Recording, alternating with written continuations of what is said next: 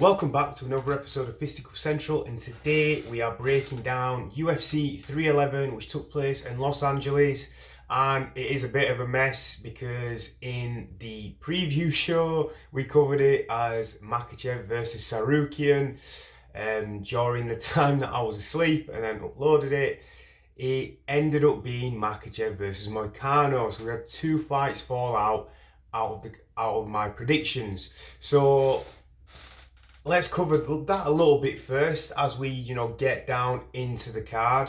So the card will now be Makhachev versus Moicano, Merab Dvalishvili versus Umar Nurmagomedov, Yuri Prohaska versus Jamal Hill, and that's all we're going to cover because I didn't cover any of the other fights, as Moicano versus Beneil Dariush ended up being cancelled. Sorry, my mind went blank there. So first of all, Sarukian ended up pulling out the fight just before the weigh-ins as he had a back injury, I believe. Those were the rumours, or I'm not 100% sure if that was officially announced or not, but that's what I heard.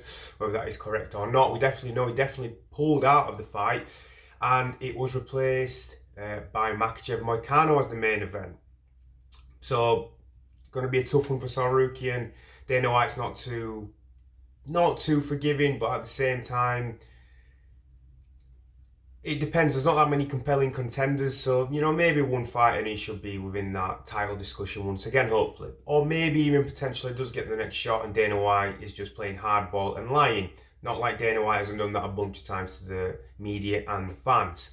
So let's get into the main event, which is Makhachev versus Moicano, which I said that for the fifth fucking time, but let's go. This was just a walkover for Makhachev. If I'd have been doing this prediction and this would have been the fight that I'm picking, I'd have gone with Makhachev easy.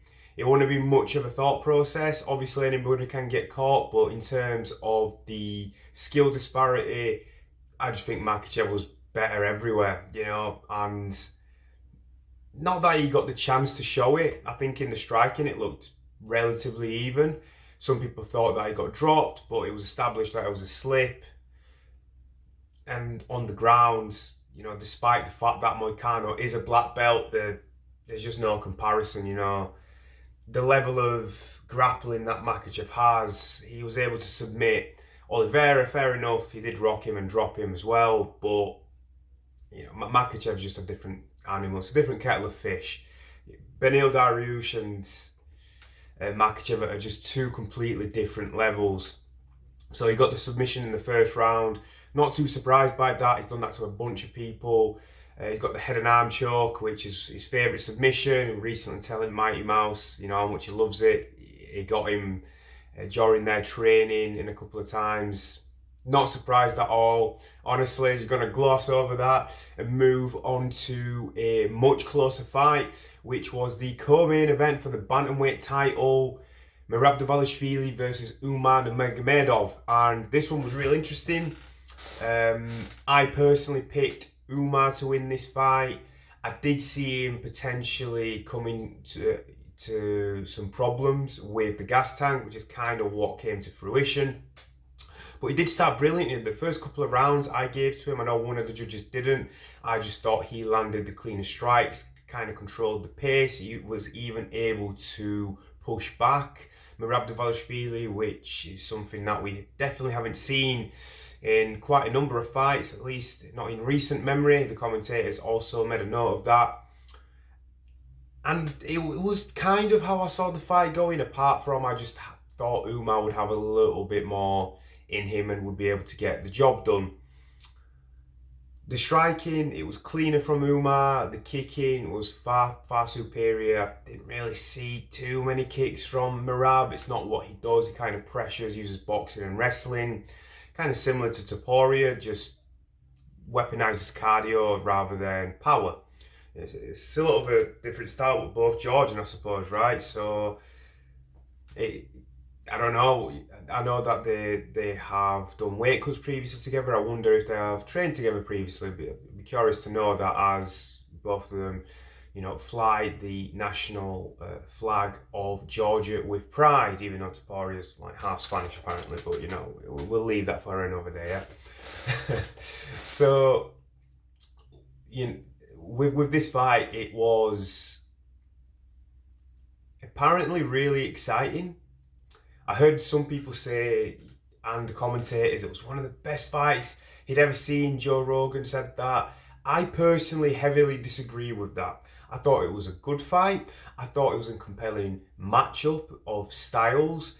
And we definitely were seeing two of the best mixed martial artists on the planet, pound for pound, in there, in my opinion. And that's maybe why Joe Rogan made that statement. I personally don't think that's what constitutes to an incredibly entertaining and great fight.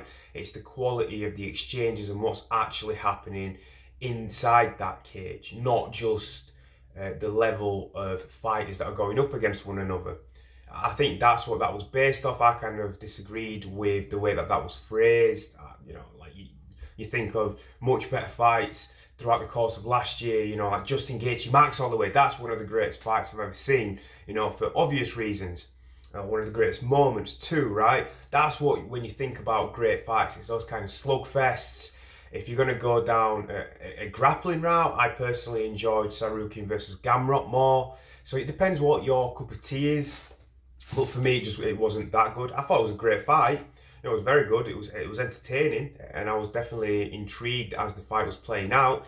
Wasn't 100% sure who was going to win. I think Merab did enough to win. I think it was the right decision. He probably won it in the last 30 seconds of the fifth round. I personally thought it was 2-2, as did two of the other judges going into the fifth. Don't know what one of them was seeing in 49-46, but at the same time, it's not like that second round was like a clear dominant round for Umar. It's relatively close, so I do understand it, and I'm going to cut the judges a bit of slack there. Where do both fighters go next? It wouldn't surprise me to see Merab get the O'Malley rematch, potentially. I know O'Malley is popular with the UFC, popular with the fans, probably a good money fight. It'll make Merab some good money. I could see him being in favour of that and not opposing it. Whereas Umar, that's an awkward one, because he just fought Sandhagen, who, in my opinion, after the three fighters I've just mentioned, is most likely the next best fighter in the division. He hasn't fought Figueiredo, but Figgy just lost to Peter Yan, so that fight doesn't really make a lot of sense. And Peter Yan, whilst he is accumulating a slight win streak now, which I'm happy for him, I think he's a great fighter, he also lost to Merab. So I'm quite unsure what they're going to do with him currently. Maybe if I was to look further down the rankings, there'd be an up-and-coming contender that I may have missed. If so, maybe drop a comment and let me know if there's a clear contender that's up-and-coming that I may have missed and I may have not done my due diligence there. But overall, I think it's a bit of a tricky position for Merab. I think the O'Malley rematch most likely makes the most sense. I mean, if you actually did the Nurmagomedov rematch because it was closer, I think in some ways that would make more sense. But just because of the fact that Sean O'Malley was previously a champion and he wasn't, and the fact that the UFC kind of love O'Malley, I think there's a possibility that that could happen. So, yeah, I mean, good for Merab. I think what he did was phenomenal. I think he's been more entertaining too. I've criticised him previously for being quite boring. I remember like the Jose Aldo fight and the Peter Yan one where it just wasn't that great. But I'll give him, he's had some moments. He kind of entertains the crowd a little bit, like he did with Cejudo, like he did with O'Malley and in this fight particularly. I mean, when Umar had his back and he couldn't take him down, and Merab just had his arms out looking at the crowd, that was pretty badass. To be able to do that to somebody with the caliber of wrestling as Umar Nurmagomedov is pretty damn impressive. Like, the dude was just fucking with him, and I thought it was quite amusing, to be fair. So that covers that. Let's get into the last fight I'm going to be covering, which is Jiri Prochazka and Jamahal Hill, which was my personal fight of the night. Joe Rogan claiming that the co-main event was, one of the greatest fights I've ever seen. Hell, to me, it wasn't the greatest fucking fight on the card, because Jiri Prochazka and Jamahal Hill stole the show for me. I was so intrigued by this fight. I personally didn't want to see Jamahal Hill win. I want to see Yuri Prochazka win because of all the shenanigans involving Alex Pereira, and Yuri delivered. His head movement was phenomenal. His movement was phenomenal, getting in and out, being able to stay out of the range and out of the danger of Jamal Hill, who was making him miss throughout most of the evening. Maybe not in the second round, where Jamal did have some success to the body, but he was dropped twice, and ultimately the fight was stopped. Dropped once in the first and the second time in the third, which subsequently led to his downfall. And Jamal did have some success in that second round, but it was nowhere near as dominant as the first. I want to give the first a 10-8. I think it was close. Maybe if he had one more big moment, I could have seen it being given a 10-8. Let's say he dropped him once more time, or even significantly hurt him. But if you made an argument for it, I wouldn't be completely against it, as he did press him. It just, in my opinion, that Jamal did fire back a little bit throughout some of those moments, so I wouldn't quite give it a 10-8 personally, but it's subjective, I suppose, right? Yeah, I mean, the way that he finished him, it was beautiful. The way he got him with the left and then with the right. It was a work of art, and that's what Yuri does. Yuri is there to entertain. He's there to put on an offensive clinic, and he did just that. Hell, he put on a defensive clinic too. I was really impressed by him. You could see that he'd gone back to the drawing board and really tried to improve himself. His defense was still a little open, but that's his style. That's how he fights. I think it's just a detrimental style against Alex Pereira because of the level of caliber of striker he is. Pound for pound, arguably the best striker on the planet, in my opinion, in the sport of mixed martial arts. And yeah, what can you say about Yuri?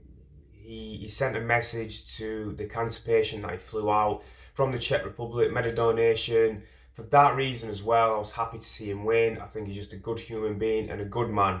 But to give some respect to Jamal Hill, because it's not like I completely dislike the guy.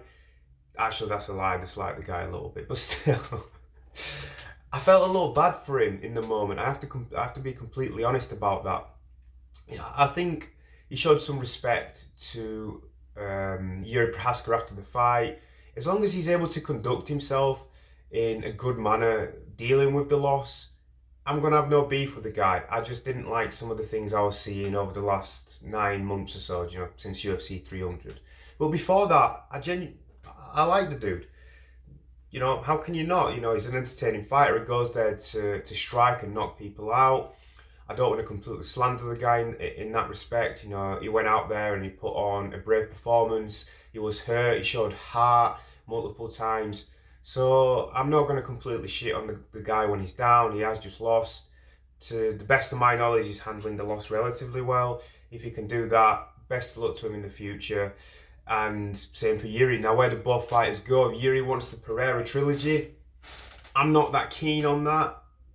But at the same time, if he goes past Ankalaev, then there might not be that many options. It depends, how a few other fights play out, but we will see. I could see him getting that fight. The UFC definitely behind him, and it's definitely a fan-friendly fight. Whereas with Jamal Hill, I'm not 100% sure where he goes. I'd have to look maybe a bit further down in the rankings. I should have had a look at the rankings today before making this video, but I didn't. I'm not sure how far down the rankings Anthony Smith currently is, but him versus Jamal Hill would make some sense, although they've trained together in the past, so I'm not sure whether both fighters would want that.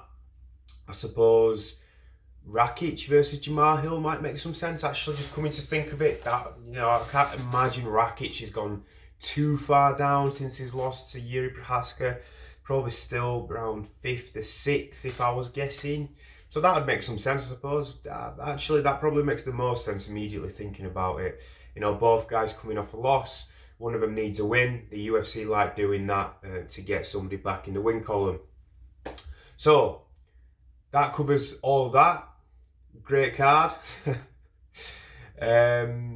So thank you very much for watching. Trying to get back into the swing of things with the new year.